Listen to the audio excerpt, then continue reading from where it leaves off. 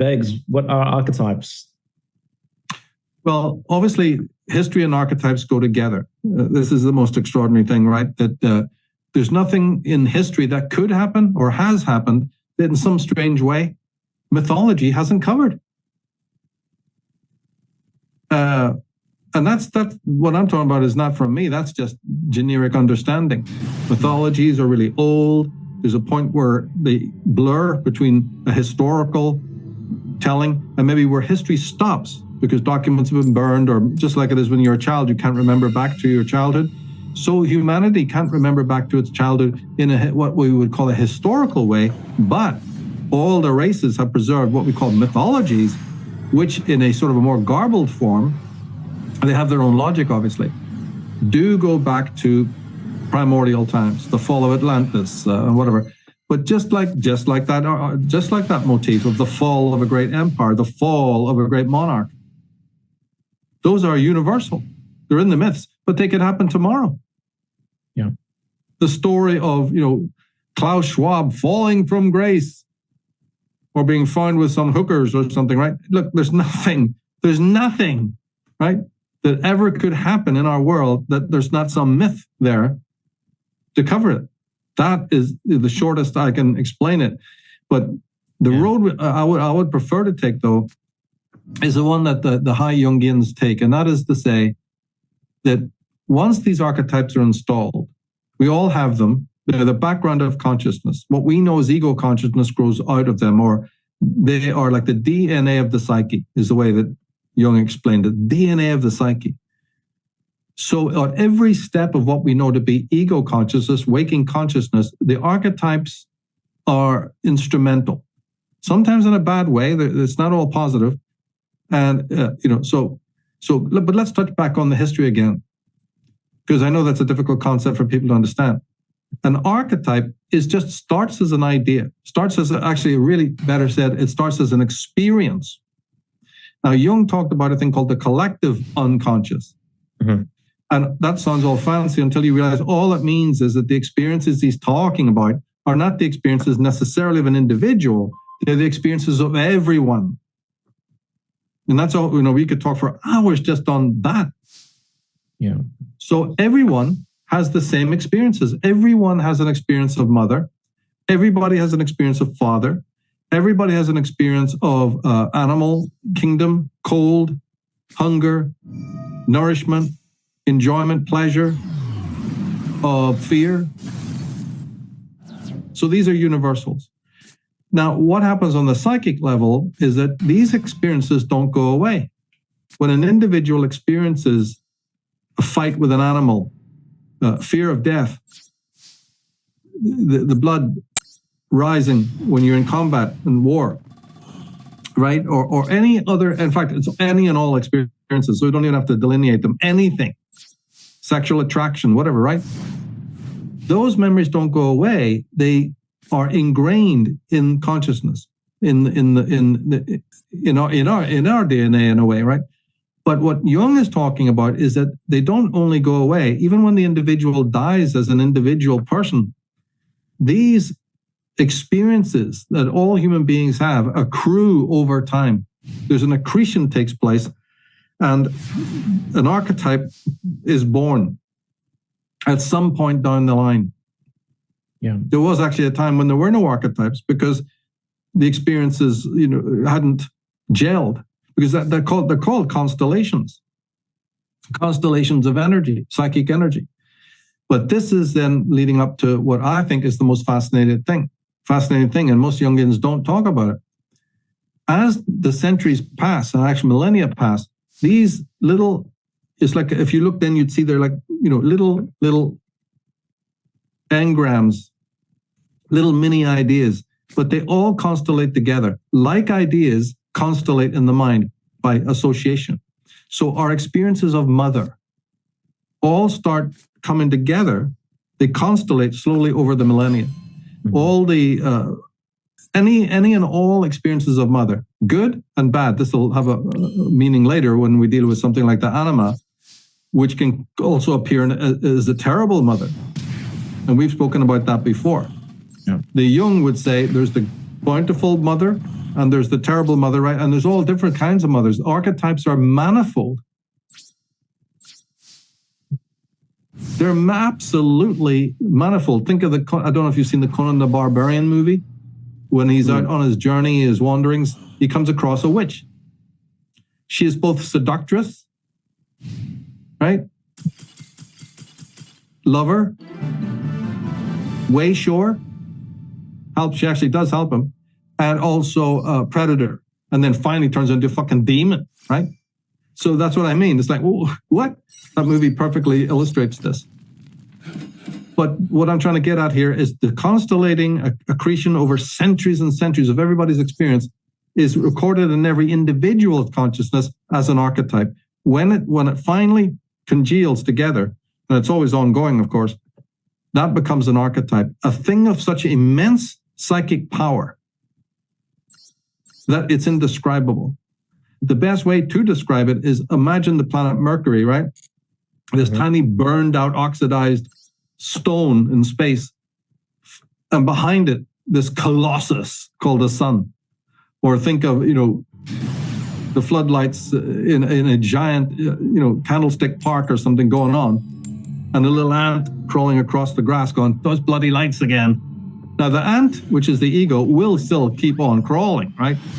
It doesn't perish, but it's totally disabled by this, what's called noumena, the numinous. It's a numinosium, is how the Jungians talk about it, of fantastic power. And anything that is in its path is just mesmerized, petrified, gorgonized. And that is ancient man. That is ancestral man. When he was confronted with the inner archetype, he was immobilized. And that's when we say, ancestral man didn't have an ego consciousness because the ego was overwhelmed. But this little ant, this little thing kind of persisted, otherwise we wouldn't be sitting here talking about it. Even in the face of this overwhelming numinosium, this tremendum, they call it the fascinans, right? So then what do you do with this overwhelming power that could easily crush what is the germ of ego? The ego germ, and that's also then later on what is, pathology, because remember, we're talking psychopathology here, so psychoanalysis. So those who are neurotic, those who are schizophrenic, right? A lot of us don't make it. This is absolutely, and later on we'll get to, how this is all relevant to exactly what's happening today in the headlines. But we'll go step by step. So what it does and what it has been doing, and we said this is going to explain high art, dreams, imagination. Unbelievably, this little dwarf of an ego has slowly been trying its best to deflate the archetypes. That's, you speak a lot about the hero's journey, right? Mm-hmm. This is it, unpacked. There's a heroic part of the ego that even in the face of this colossus, it tries to puncture it or scrape off aspects of an archetype in order to lessen its numinosity and to deflate it so that obviously it's like a seesaw. If I can deflate the power of these things that fascinate me, I have more autonomy, I have more emancipation. So the struggle of the ego is to emancipate itself from the colossal, it's like Moses at the burning bush or God in the whirlwind, and everybody's just gaga, right? This last scene in Indiana Jones when they open the Ark of the Covenant and all the angels come out, but when the angels realize who's performing the ritual, those angels turn to demons, right? And the end of the movie. So all through what we call history, I hope people can see the meta theme here. That's what's been going on. Ego consciousness has been strengthening itself by slowly siphoning off the energy of an archetype. That is what a myth is.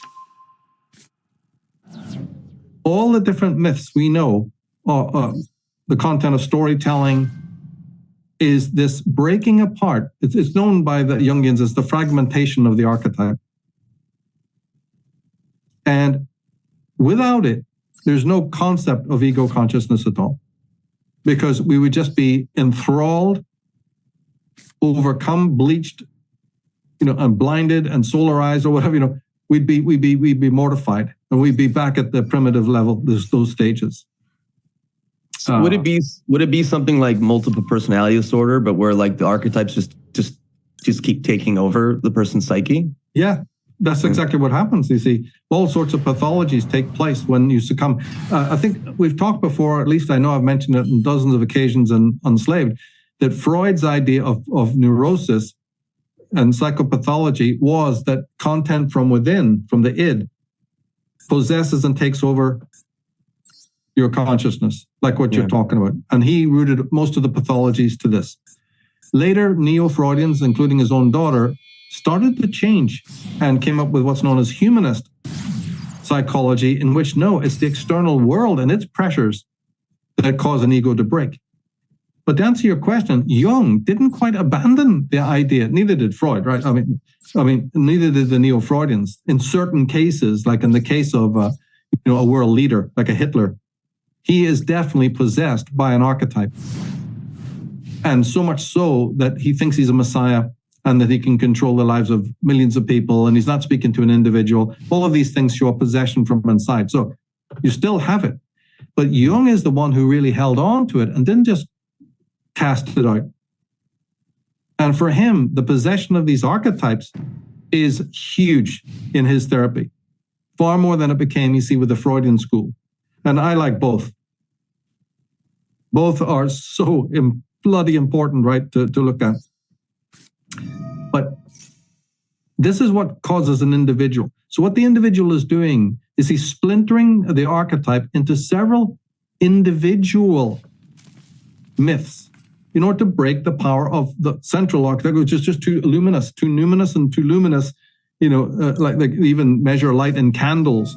But there's like billions of candles to this tiny little ego. So for example, like the great mother archetype, like being split off into like the good mother, the terrible mother, all the different versions of it, that's the splintering. And the lover. And the lover, etc., etc. So, oh yes, in fact, one could use the anima exclusively as a perfect example of any stage of what we're talking about. Yeah. So like the archetype is like really hard to describe, I guess. It's almost like it's really hard to put a finger on. But I guess it's the symbology from the fragments that gives us insight as to what the archetype is. Yes, and the basic thing to understand it is as a cache of power. Mental, psychic, and libido is what it's called. Yeah. It's the origin of our libido. It's where everything's plugged in.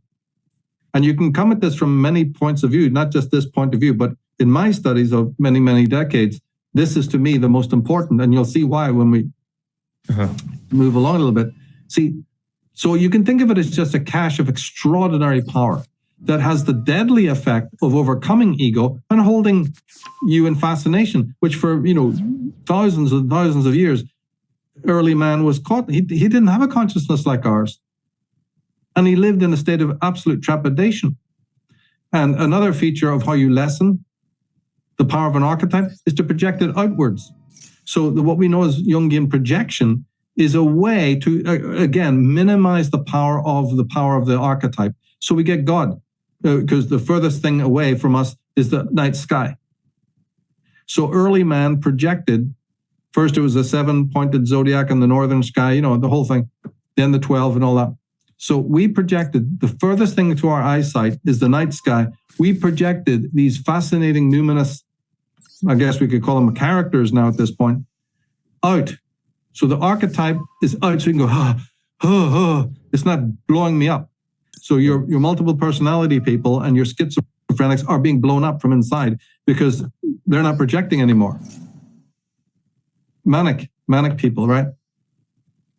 A lot of the shamanic, what we know as shamanism is based on this, not all bloody positive, right? Is based on this inability to project out. But once we learn it, there's a semblance of balance and, things can be a little bit more In fact, what we call intuition, you get sensation, intellect, emotion, and intuition.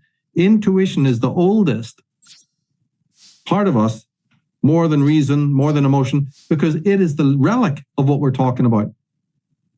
When the inner and the outer overlapped, we still have a fragment of that, and it's called intuition.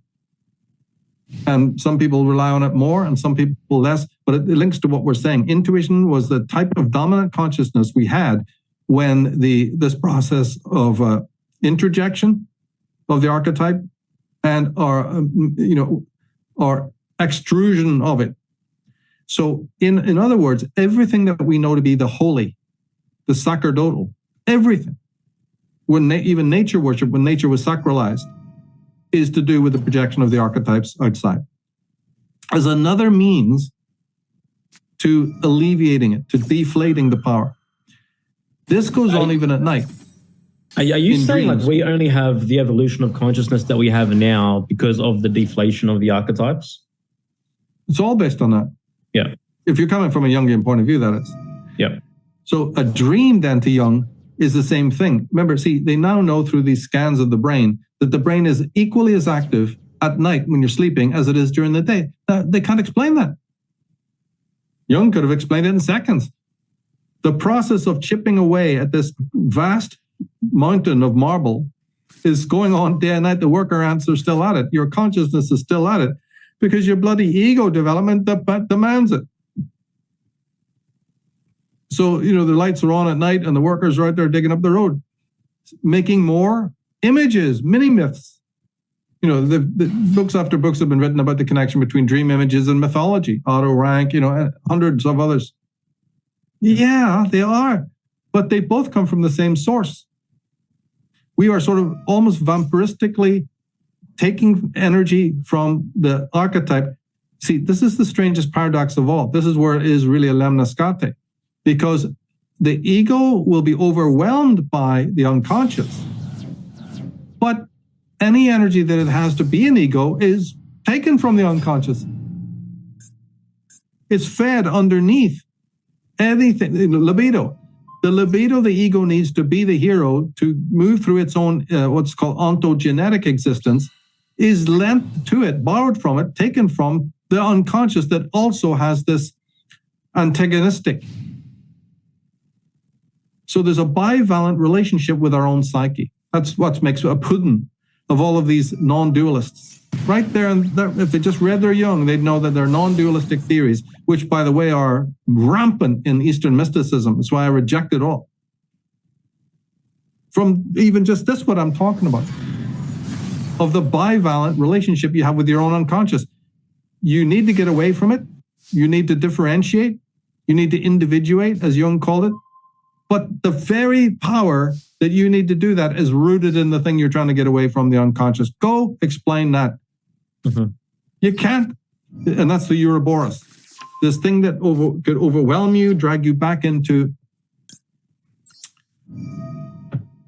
the infantile state or whatever, the non-differentiated state of total absorption and repose and sleep, Euroboric sleep. The womb. But it also provides the libido you need to be separate from it. Yeah. It hands you the knife to cut off its own head. Yeah. And unless the hero, the greater hero, understands this dynamic, and that's why he's head and shoulders above everybody else and got a big fucking halo around his head, because he has learned the mysteries of mysteries. He knows that the key of his own liberation is found in the hands of his enemy. These paradoxes. So a dream is nothing but more chips off the great obelisk to try and deflate the power of an archetype.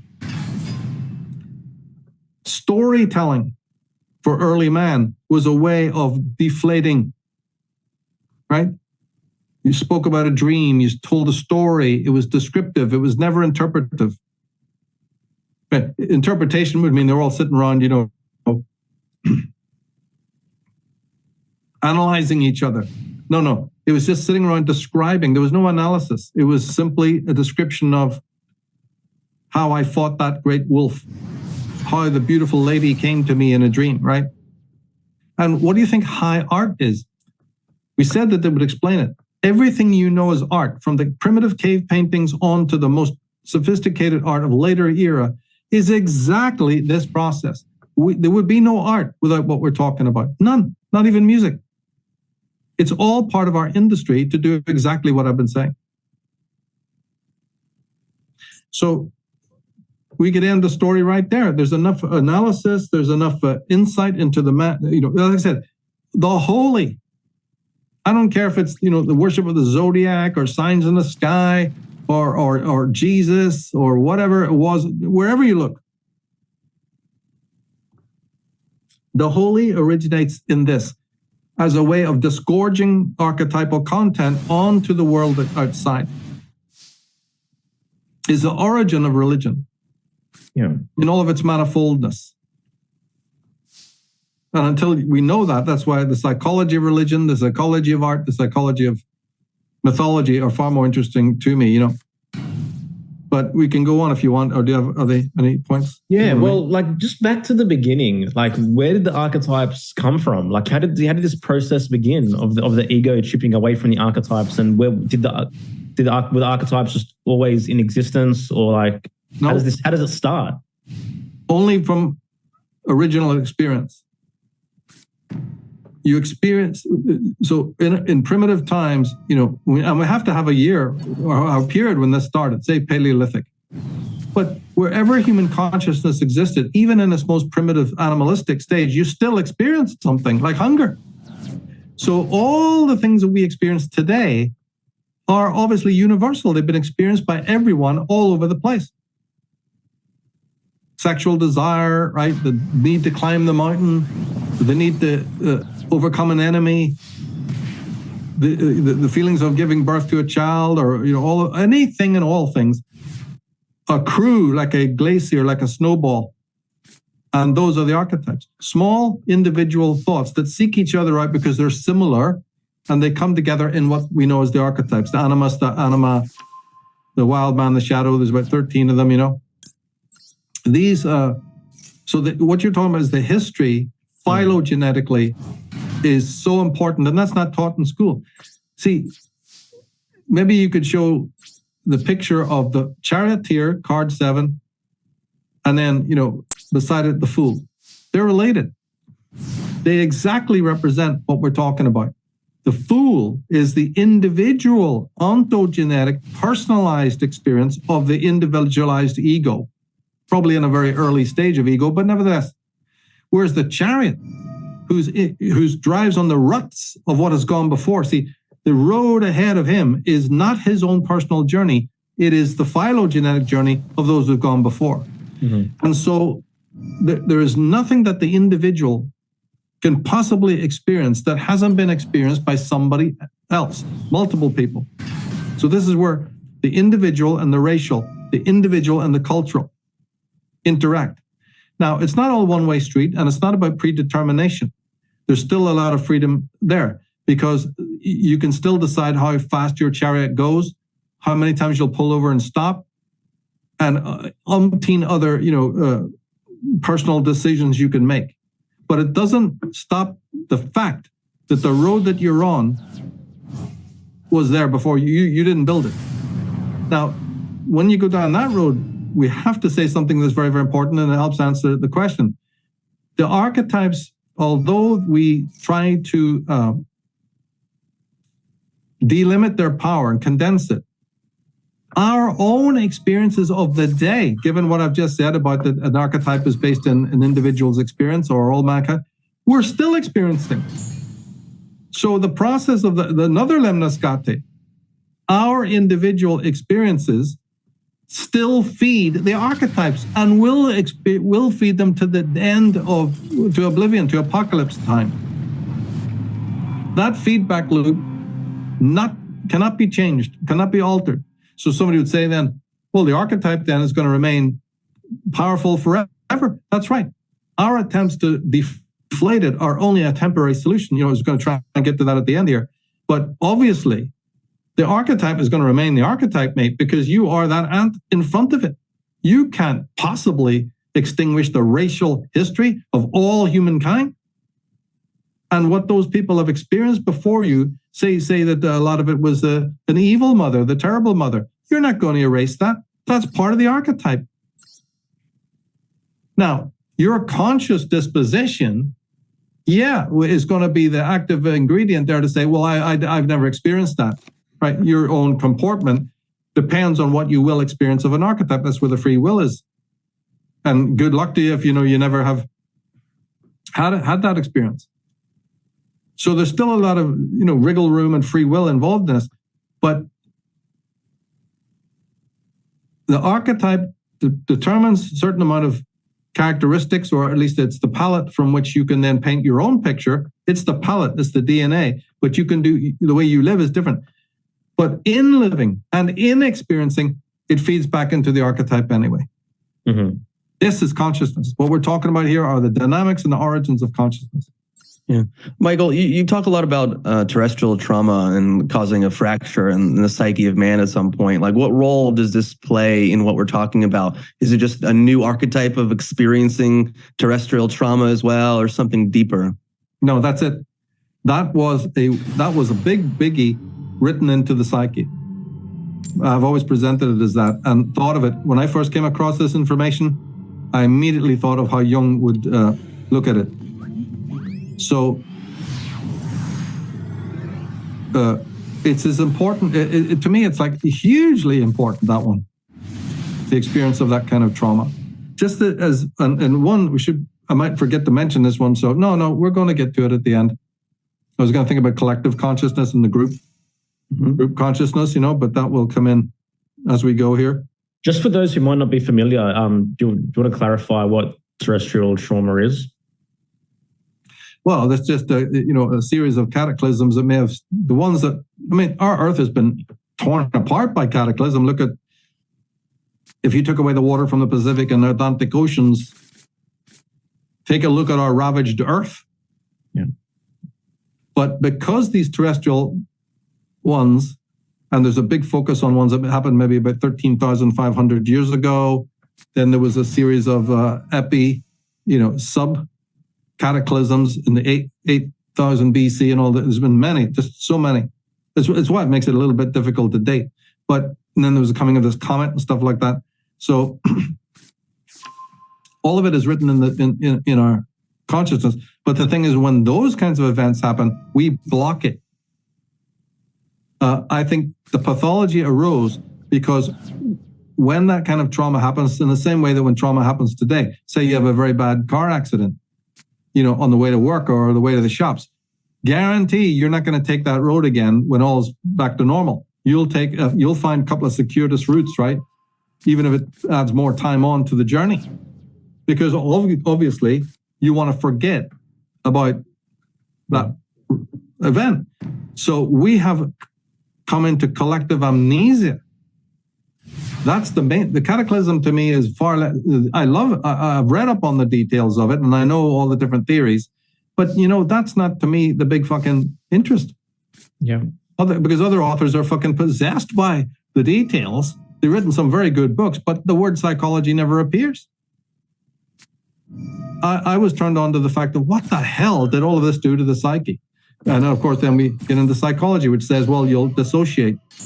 And so there's a root of pathology culturally, enormously important. What are some of the symptoms of, I guess, that collective dissociation? Well, the dissociation. How does that present today in one's fractured psyche? Oh, well, then we would be going in the same direction I want to go, which is that crowd consciousness would be one of the manifestations. See, there's safety in the crowd.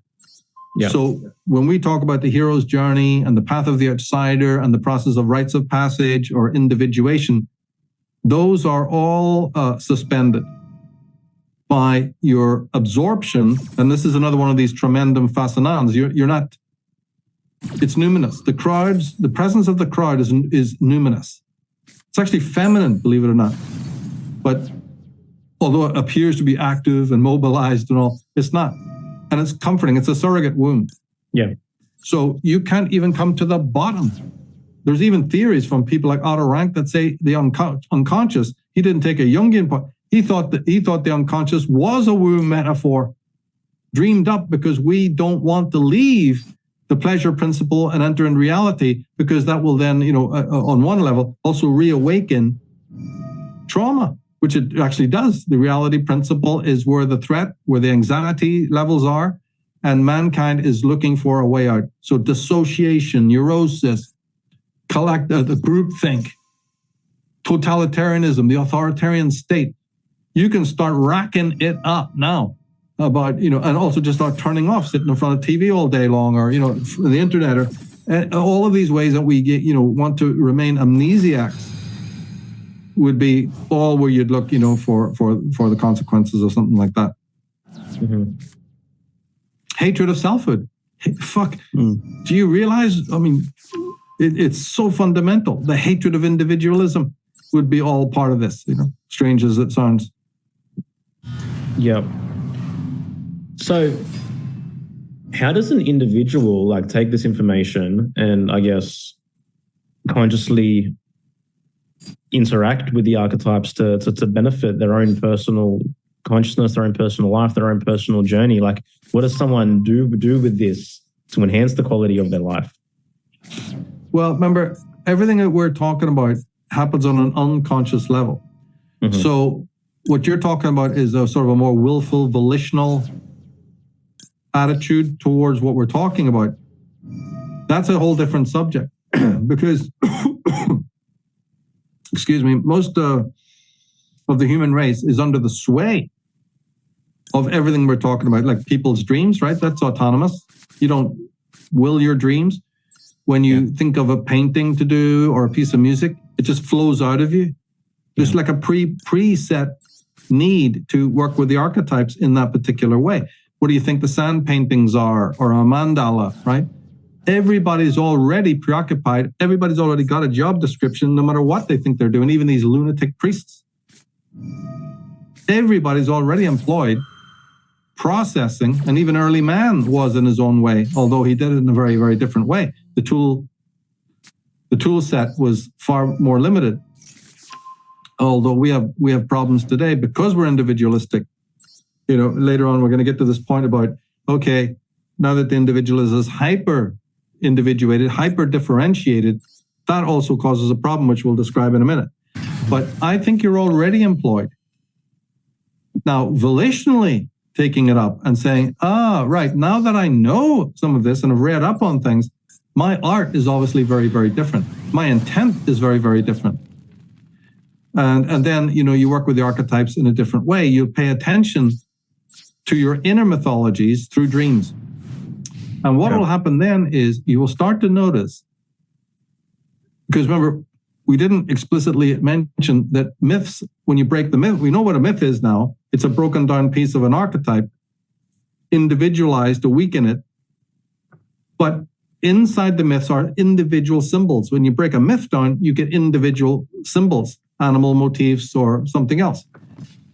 And they too must be interpreted. You see how this thing follows through? If I see a stop sign, you don't interpret it. If I see a right-hand turn sign, I don't sit interpreting it. It's a sign. A sign is a one-dimensional turn right. There's no multiple levels of meaning. A symbol is different from a sign because the symbol can mean one thing. We were just speaking about Masonic symbolism in one of the podcasts and how the bricklayer's trowel has multiple levels of interpretation. A symbol has these multiple levels of interpretation. But isn't that where we just started this podcast? That description and interpretation are very different. And always, always, always, for Jung, well, not for Jung, but this is my interpretation, the interpretation is the weakening of the archetype. So even you meet the same process even down the line. You get it in myths demand your interpretation. So there's no end to this. And then when you break it down into individual symbols, now I need to interpret each of them because they mean something different. Think of the astrological symbols or the alchemical symbols. So this process of interpretation, what I've just analyzed why it is so ubiquitous, is because the ego's identity depends upon it. So to answer your question a long way around is people need to be getting into mythology and symbolism and high art more than they're doing, because that is helping with the interpretation, and the interpretation is a invention of the ego in its need to strengthen its sovereignty. Mm-hmm. So and what does this mean on the flip side? How many doctrines have you heard about? Get rid of the ego, this fucking New Agers, and all the Eastern palaver. Have you any? I cannot stress to you how absurd that is. If I don't have an ego, or I work like some non-dualist imbecile to weaken it in any way, that means that neutron star, that red giant, just goes zzz. Yeah. I will not be able to withstand its magnetic pull, its vortex. And these people who call for the death of the ego, which is all over the East and now all over the West, I've been saying from the beginning of my career how dangerous that is. Yeah. Yeah, they're also the types that are obviously most likely to be living under deep repression, and then these archetypes take over their life and do things that are horrific. Well, this is where we're going. Yeah, let's hold on. That's the key to where we're going. About the archetype's response to the ego's attempts to diminish its power, right? Should we go on to the next part then?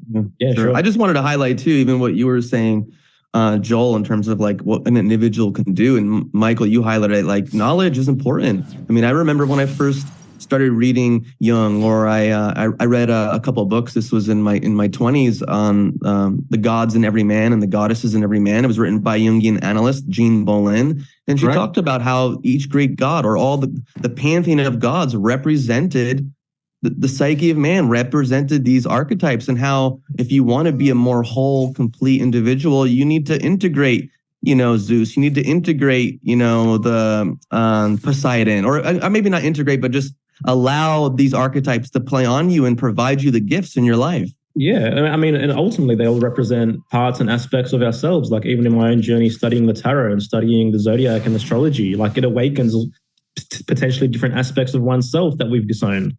Yeah, for sure. Yes, those are high art. The tarot, alchemy, astrology are high art. And they are also taking us back to when this journey of abstraction, began. Prior to here's another thing. How many myths do you know? We said about the Conan the Barbarian story, Frodo Baggins coming back from Mordor, Ocean's return to Ireland from the land of the everlasting youth. Why is there always a kind of a sad type of ending? In Robin Hood, fall from the tower and hurting himself and then finally dying. There's a pathos. There's an incredible feeling of epic loss when the hero, after his struggles, in some way, diminishes and goes into the West. And you'll find this in almost all the major myths. They don't particularly have a happy ending, or at least even though evil is conquered, there's still some strange lament there. Arthur being taken on the boat to Avalon, he'll return again. The Fisher King. All of this, right? What's that all about? Why is that recurrent motif? Why is it not just complete and utter trumpets and triumph? Is because of this relationship we're talking about. As the ego forms the myths and gains greater and greater autonomy and power over the archetype, there's another underlying feeling that the power of the archetype is fading. You're like Prometheus, right? On the Caucasus Mountains with a vulture plucking away at you, right? All the heroes have this strange, weird fate. The Fisher King's ankle bleeds.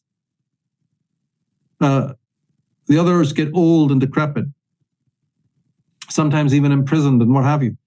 I believe that motif, which is very prominent in pre-Celtic, they seem to have it, the dolorous maiden and all of this.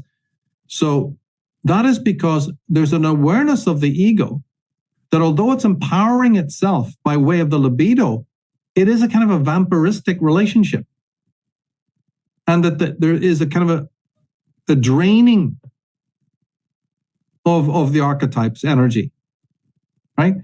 Because what we said was, remember, all that was holy, all that was fascinating, all that was mesmerizing comes from the archetype.